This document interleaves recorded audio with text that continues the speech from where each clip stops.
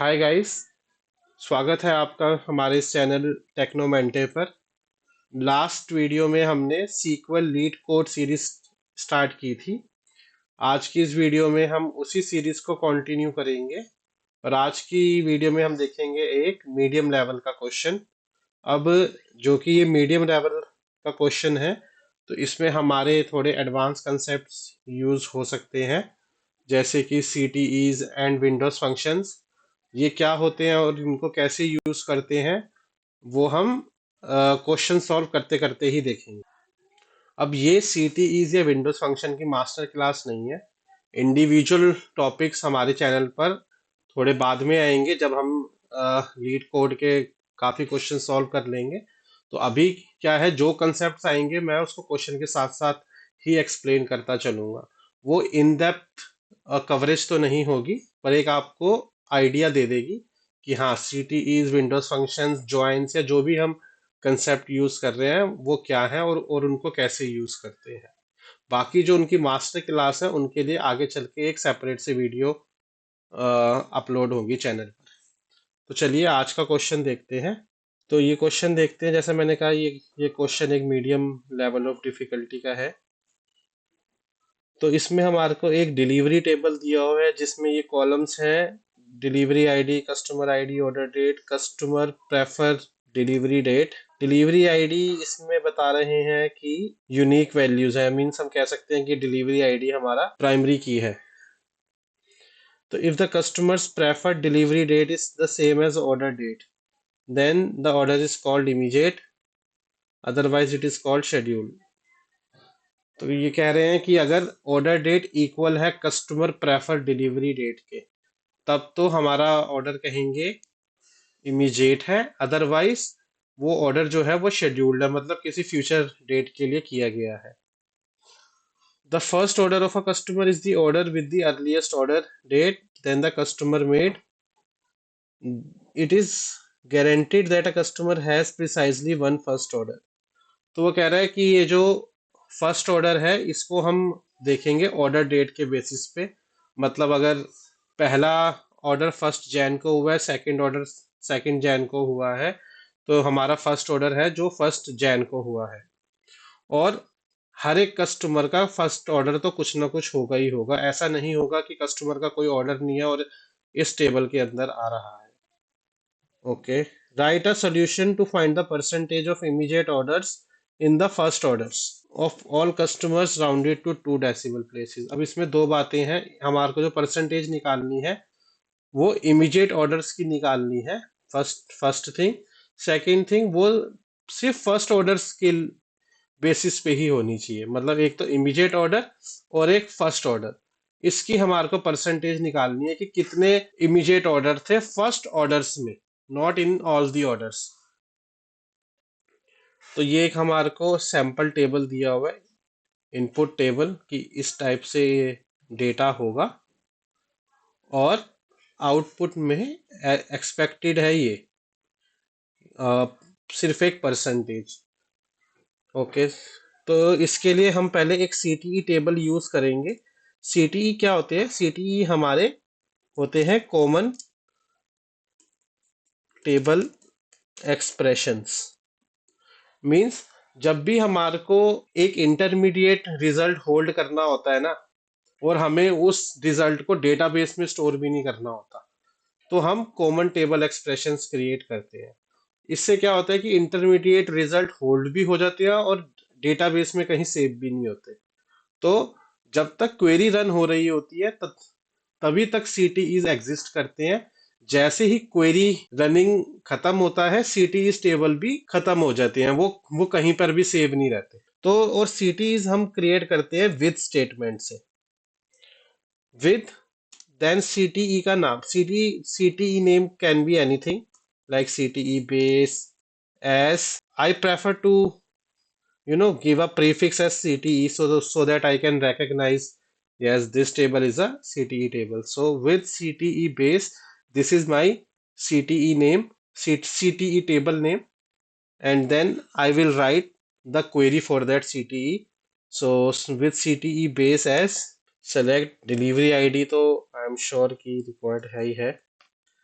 इसके बाद हमें एक फ्लैग क्रिएट करना होगा, फ्लैग जो हमारे को बताएगा कि इमीडिएट ऑर्डर्स कौन से हैं, उसका हमें एक फ्लैग क्रिएट करना होगा। तो हम उसके लिए हम केस स्टेटमेंट यूज करेंगे। केस स्टेटमेंट हमारे लिए इफ स्टेटमेंट जैसी है सीक्वल में। जैसे हम इफ स्टेटमेंट लिखते हैं बाकी किसी भी लैंग्वेज में, सीक्वल में वो केस स्टेटमेंट है।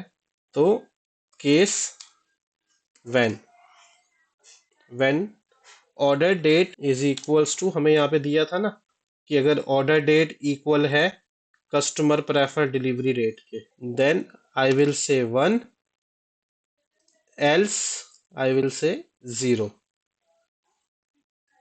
केस स्टेटमेंट यहाँ पे एंड कर देंगे। अब ये मेरा क्या हो गया, ये मेरा इमीडिएट डिलीवरी का फ्लैग हो गया। इससे मैं रिकॉग्नाइज कर सकता हूँ कि कौन सी डिलीवरी जो है वो इमीडिएट है और कौन सी डिलीवरी शेड्यूल्ड है। अब नेक्स्ट हमें रिकॉग्नाइज करना है कि कौन सा ऑर्डर फर्स्ट ऑर्डर होगा। इसके लिए अगेन हम एक नया कंसेप्ट यूज करेंगे, विंडोज फंक्शंस का। विंडोज फंक्शंस क्या होते हैं, हम विंडोज फंक्शंस होते हैं एनालिटिकल फंक्शंस, जैसे कि row number, rank, dense rank, lead, lag. इनके सिवा और भी होते हैं, पर मेजरली हम यही फंक्शंस यूज करते हैं। तो यहाँ जो फंक्शन एप्लीकेबल होगा वो होगा रो नंबर। रो नंबर से क्या होगा, रो नंबर मेरे को हर एक डिलीवरी का रो नंबर दे देगा, जैसे 1 2 3 4 5। ओके।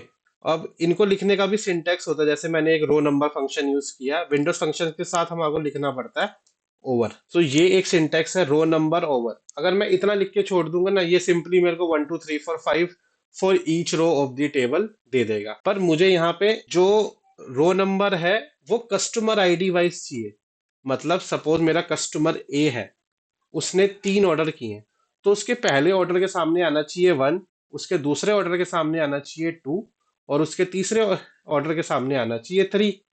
सिमिलरली अगर मेरा कस्टमर बी है, उसने 2 ही ऑर्डर किए हैं, तो उसके पहले ऑर्डर के सामने आना चाहिए 1, दूसरे ऑर्डर के सामने आना चाहिए 2। अब आप यहाँ पर देख रहे हैं हर एक ऑर्डर के सामने रो नंबर आ रहा है 1 2 3, फिर बी का 1 2। जैसे ही कस्टमर चेंज हुआ, कस्टमर आईडी ए से बी हुई, मेरा यहाँ पे नंबर भी चेंज हो रहा है 1 2, और मतलब नंबर रीसेट हो रहा है। तो मुझे इस रीसेट करने के लिए इसको बताना पड़ेगा कि रीसेट कहाँ पे करना है। रीसेट करने के लिए हमारा कीवर्ड है पार्टीशन बाय, कि आप जो नंबर का पार्टीशन बनाए ना वो कस्टमर आईडी के बेसिस पे होना चाहिए। अब क्या होगा, कस्टमर ए के लिए आएगा 1 2 3, कस्टमर बी के लिए आएगा 1 2। तो जैसे ही कस्टमर आईडी चेंज होगी, नंबर भी रीसेट हो जाएंगे, और रो नंबर अगेन 1 से रीस्टार्ट हो जाएगा। अब हमारे को ये इंश्योर करना है कि ऑर्डर 1 के सामने ही 1 आए, ऑर्डर 2 के सामने 2 आए। ओके, तो इसके लिए हम क्या करेंगे, इसके लिए हमारी जो ऑर्डर डेट है वो एक सॉर्टिंग होनी चाहिए ऑर्डर की, order by order date in the ascending form. तो partition by customer ID, order by order date. अगर यहाँ मुझे लास्ट ऑर्डर निकालना होता ना, तो मैं ऑर्डर डेट के सामने डिसेंडिंग कीवर्ड लिख देता, जिससे कि मेरी ऑर्डर डेट रिवर्स में सॉर्ट होती। थर्ड जेन पहले आता, सेकंड जेन बाद में, फर्स्ट जेन लास्ट में। पर अभी जो है मुझे फर्स्ट ऑर्डर चाहिए, तो मैं यहाँ पर ऑर्डर डेट को असेंडिंग में सॉर्ट करूंगा, मतलब जिससे फर्स्ट जेन पहले आए, सेकंड जेन बाद में आए, और थर्ड जेन लास्ट में आए। तो इसको मैं एक एलियास दे दूंगा R N suppose row number. अब ये मेरा एक बेस टेबल क्रिएट हो गया, जिसमें मेरे पास 3 कॉलम है, डिलीवरी आईडी, इमीडिएट फ्लैग और एक आर एन। ये मेरा एक सीटीई क्रिएट हो गया। अब ओ सॉरी, इसमें फ्रॉम स्टेटमेंट भी आएगी, वो तो लिखी नहीं। फ्रॉम टेबल का नाम है हमारा delivery. Now my city is ready. अब मैं लिखूंगा सिलेक्ट, तो sum of immediate flag divided by count of delivery ID.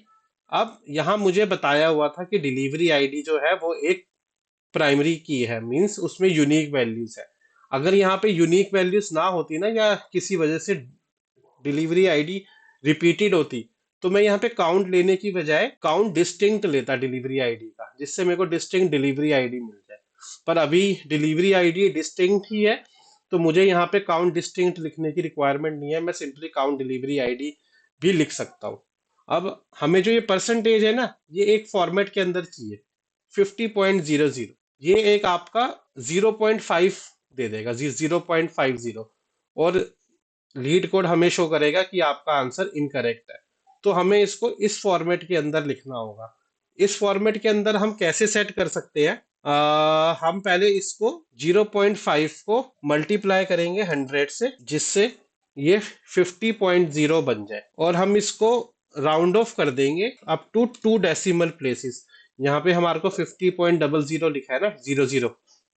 इससे ये इंश्योर हो जाएगा कि पॉइंट के बाद हमेशा हमेशा 2 ही जीरोज आए।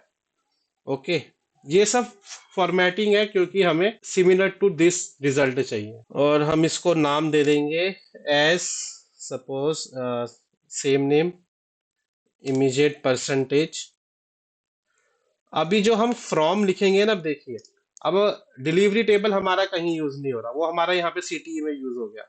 मुझे ये सारी इंफॉर्मेशन जो है वो मुझे अपने सीटीई में से चाहिए। सीटीई क्या है? सीटीई भी मेरा एक टेबल ही है, तो यहाँ पे लिखूंगा फ्रॉम सीटीई बेस, जो मैंने टेबल ऊपर क्रिएट किया है।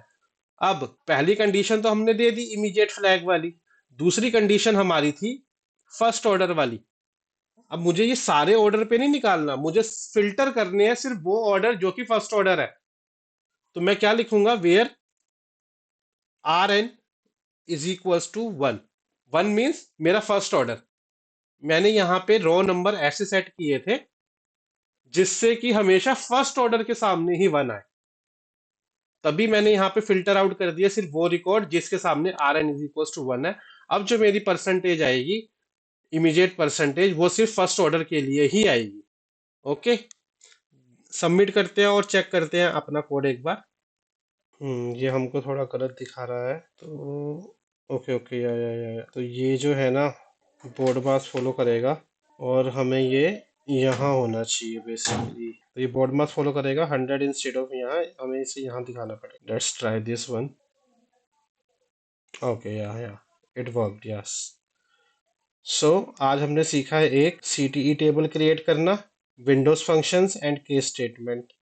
अगर आपको कोई भी डाउट हो तो हमें कमेंट सेक्शन में बताएं, और इस वीडियो पे अपना फीडबैक दें, और आप हमें भी अपने सीक्वल क्वेश्चंस भेजें जिसमें आपको डाउट है, हम इस चैनल पे वो भी कवर करेंगे। कोई सीक्वल क्वेश्चन आपसे इंटरव्यू के अंदर पूछा गया है तो वो हमारे को भेजे जिसमें आपसे सॉल्व नहीं हुआ, तो वो हम यहाँ पे एक साथ सॉल्व करेंगे। कंटेंट पसंद आए तो चैनल को सब्सक्राइब कीजिए, दोस्तों के साथ शेयर कीजिए, और इस वीडियो को लाइक कीजिए। Thank you.